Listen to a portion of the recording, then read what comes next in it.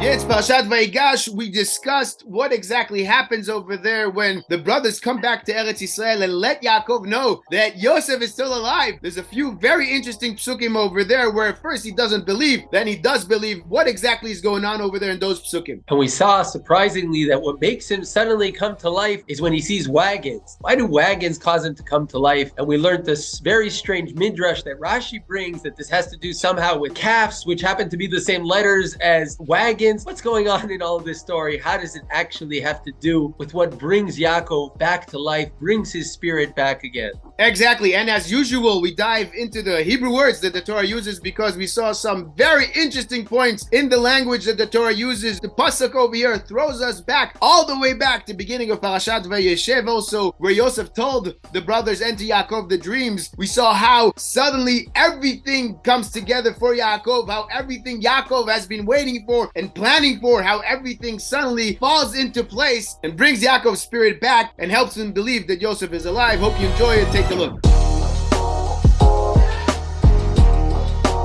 So this week, Parashat Vayigash, we get to the peak of the story of Yosef and the brothers. Yosef reveals to the brothers finally, after everything he puts them through, and then the brothers go back to Eretz Yisrael and let Yaakov know that Yosef is still alive. However, when they tell him, "Oh, Yosef is still alive," Yaakov doesn't believe them. Only after he hears everything that Yosef said, plus he sees all the wagons that Yosef has sent him, that's when Yaakov finally believes, and then they all get ready to go down to Mitzrayim for Yaakov to meet Yosef after all these years of Yosef being away. And really you have to ask two things. First of all, what exactly happened over there in that pasuk where Yaakov heard everything that they said, plus he saw the wagons? Why does hearing what Yosef said and seeing the wagons, why does that make him believe? And even more than that, when we look in Rashi famously tells us that this is actually a sign from Yosef. Yosef lets Yaakov know that when he left Yaakov the last time, they were learning Parashat Vayigash, the Parsha where when someone is murdered and left in the field and nobody knows who killed them, then the whole city has to go out and they bring a baby calf and they do this whole ceremony that we call Eglah Arufa. And Rashi says this is a sign. The wagons, agalot in Hebrew, is a sign for Eglah, for a calf in Hebrew, Eglah Arufa. And Yosef is actually telling Yaakov, yes, it's me, because based on this sign. Now, you really have to ask on this story, what exactly is this story about? It's a very cute story, but obviously there's a lot more to it than just connecting these two words, agalot, wagons, and eglah, and a calf. So what exactly is going on in this situation over here when the brothers tell Yaakov everything that Yosef said and he sees the wagons? What is happening over here? What is this about? Why does this make Yaakov believe that Yosef is alive? You know, I think it's not just about believing. The words are Vatichi ruach Yaakov avihem, right? He came to life. He had suddenly a new ruach. And I think this connects to something we spoke about last week, because we mentioned a certain moment where it doesn't say Vatichi ruach, but we felt it in the words, where we saw Yaakov sort of being passive. You know, we need food, get some food, but he didn't come up with a solution. And then when suddenly Yehuda steps up and says, Anochi arvenu miyadi tevakshenu, I'm going to guarantee, he steps forward. That's the moment, as we discussed, when Yaakov sees that arvut, that brings him to life, that gives him new life. And although it doesn't say that, we saw in the psukim how suddenly he steps up and starts telling them, okay, no problem, you'll do this, take that, do this. And suddenly we see him there, present at the moment, leading the way again as the leader of the family. And I think based on that, we can also understand what's happening here. Yosef is gone. Yosef, for so many years, the little son that was sent out to see his brothers, is gone. And now he gets a message telling him, oh, by the way, he's, almost the king of Egypt. What does Yaakov think at that moment? Besides from maybe not believing, is it true or is it not true? Is Yosef still Yosef, my son? Who is this Yosef? Is he a king of Egypt? Or is he Yosef, the Yosef that I knew, that I cared and I've been waiting for so many years? Maybe I haven't lost him physically. Maybe he's still alive, but is he part of the family? Does he even want to be part of the family, or is he the king of Egypt? And when Yaakov goes out and hears their words, as it says, going together with seeing the wagons, the words are the words of him saying, come, go home, bring the family, bring the children, I'm going to care for everyone. When he goes out and he sees the wagons, he sees Yosef's arvut. He sees Yosef caring for the family. And it's important to notice that you don't don't necessarily need the agalot, meaning you can go down to Egypt without the wagon. I mean, they just went back and forth a million times, right? So they could go down without the wagon. The wagons are extra. The wagons is Yosef not just saying, okay, you want something to eat? I'm not going to let you starve. It's Yosef taking responsibility for the family, caring for the women and the children, and for Yaakov at his old age to lift him up and bring him over. When he sees not only a statement, Yosef is alive, but this is that same Yosef that was caring for the family, that you sent him out to care for his brothers. He's still caring for his brothers. He's still caring for the family. Maybe that's what Rashi is saying here based on the Midrash of Eglah Rufa. Because what is Eglah Rufa? Eglah Rufa is a situation where everyone around can say, I have nothing to do with this. A body is found. No one in the city is to be blamed. The pasuk says nobody knows who killed him, meaning we know for a fact nobody in the city knows who killed him. What do you want from them? And what Eglah Rufa is all about is not saying, oh, this has nothing to do with me.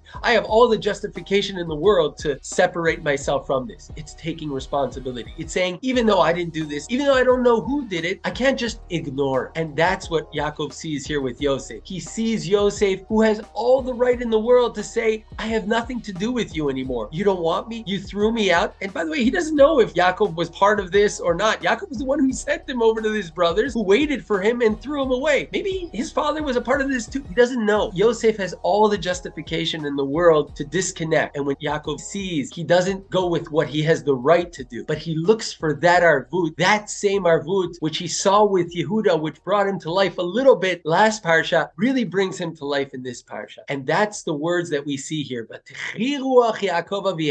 what are the next words? Vayomer Israel. Suddenly we see him again, not as Yaakov, but he's back to being Israel, which is the same Israel that sent Yosef out in the first place. It wasn't Yaakov sending him to his brothers. It was Israel. This is what Yaakov is constantly caring about. He understands that his family, all of the Shvatim together have to reach and achieve their goal as Am Yisrael. And when he sees that with Yehuda caring for Binyamin, and now he sees Yosef caring for everyone else, he knows that the family is finally on the right track. And he goes back to being Israel. Beautiful, exactly. As you were saying, this arvut is what brings the life back into Yaakov, into Am Yisrael. And we discussed this last week and 2 weeks ago, but also this week, you can really see in the psukim how this arvut is what's driving everything forward, because just before Yosef breaks down, just before he can't hold it together anymore, and he lets out that he is the brother, he is Yosef to his brothers, the last thing that Yehuda told him was, I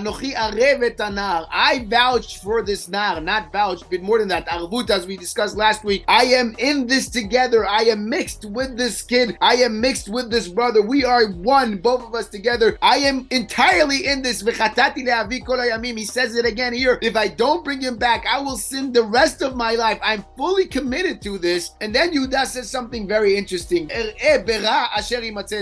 can I see the bad that's going to happen to my father? And you really have to ask, is Yehuda trying to run away from seeing his father in sadness again? What is he trying to tell Yosef? Is he trying to tell Yosef, oh, please let me take Binyamin back, or at least keep me here because I don't want to see my father so sad? But that's not what Yehuda is saying. Actually, when the pasuk says, when Yehuda says, he doesn't say bara with a hey. He says bara in the bad. And this bara, these 3 letters, it's the exact same letters as arev, just flipped bara, that he will see in his father. This is the arvut that he has in this. This is not like Esther says many generations later, almost the exact same words.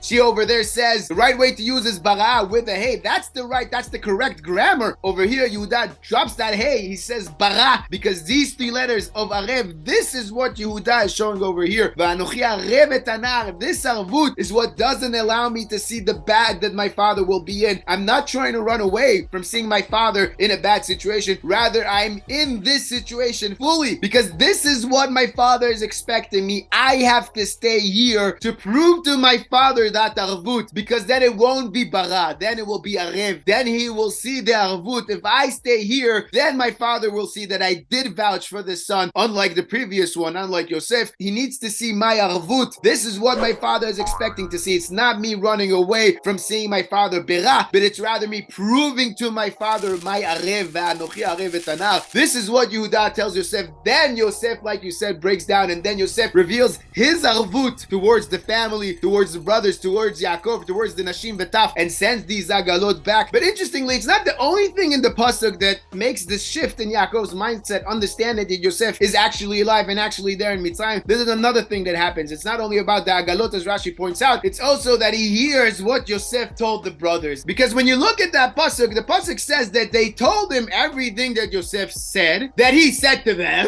And then he also saw the agalot, he saw the wagons, and then Vatechi ruach Yaakov avihem, that Yaakov got his life back. And when you look at the words, you can really see how these three words of Asher diber alehem that he told them are repetitive. They're not needed in this pasuk. But maybe there's another hint here to what's going on, because when you look at the words, diber is written in ktiv chaser without the yud after the dalet. It's just dalet bet reish, which is exactly like the word davar. And when I tell you Yaakov and davar, your mind right away should run to what Yaakov has been waiting for all these years. Because after Yosef dreams his first dream and tells the brothers that they were collecting bundles of wheat in the field, the brothers got upset and told him, are we going to come and bow down to you? But then Yosef had another dream where it wasn't only about the brothers bowing down to him, but even his father bowing down to him. And Yaakov, since that time, was waiting to see when this will happen. Yaakov understood that he will be alive. He will get to see his son as a big ruler, as a big leader, and he will get to bow down to him. And Yaakov shamar et hadavar. He was waiting for this thing to happen, for this davar to happen. But he wasn't only waiting for it passively, he was also trying to get it to happen, because later on, when he sends Yosef to go to his brothers, to visit them in Shechem, to go to them, the event that triggered all this going down to Egypt, Lech re'eh et shlom achecha, go see how your brothers are doing, go bring this shalom from them, v'hashiveni davar, and bring back this davar to me, this davar that I'm waiting for, make this peace with your brothers. And then the Torah says, vayashlicheu me'emek Hebron, he was sent from the valley of Hebron, and Rashi points out Hebron wasn't on a valley, Hebron is on a mountain. Why does it say Me'emek Hebron? Because this is what triggered the promise that was given to Abraham.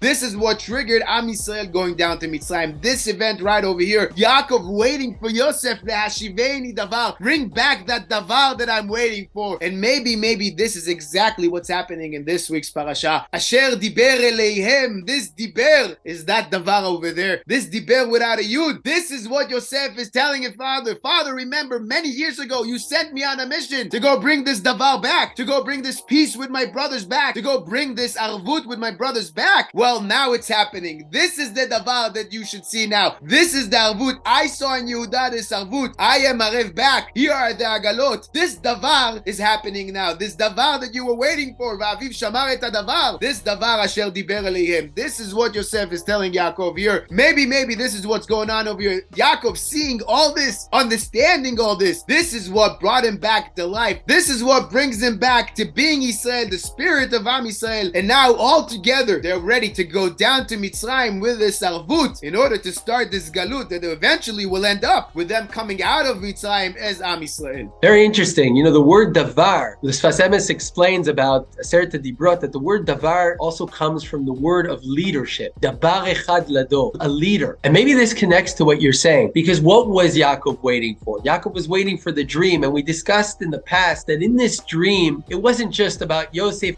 seeing himself as the king and everyone bowing down. It was about Yosef standing up in the middle, but everyone surrounding him, meaning Yosef standing up in the middle is what brings everyone together. And Yosef, as the pasuk says, is the shepherd of his brothers. His brothers are shepherds of sheep, but Yosef was the shepherd of his brothers. And Yaakov sends him to see how his brothers are doing, because he sees him as that shepherd, as that dabar, as that ro'eh. And when he sees Yosef sending these agalot, and when he sees Yosef taking that leadership and saying what's right now for Am Yisrael is for all of you to come together, and him caring for everyone, then he sees that leadership. Then he sees how all of this comes together. Then that same Israel, which is the last time we saw Israel, who sends Yosef out, is the same Israel who comes back to life here in our Parsha when he sees the davar and he sees the agalot come together. Beautiful.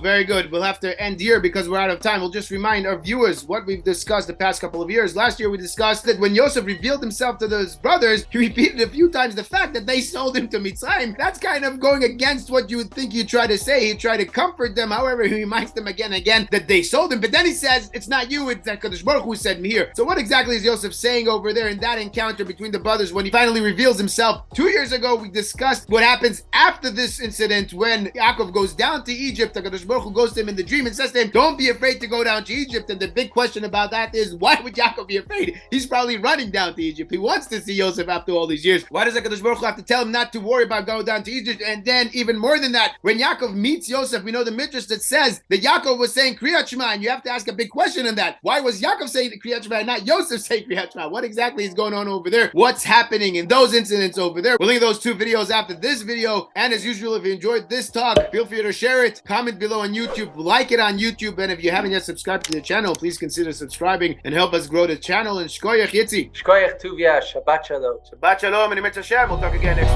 week.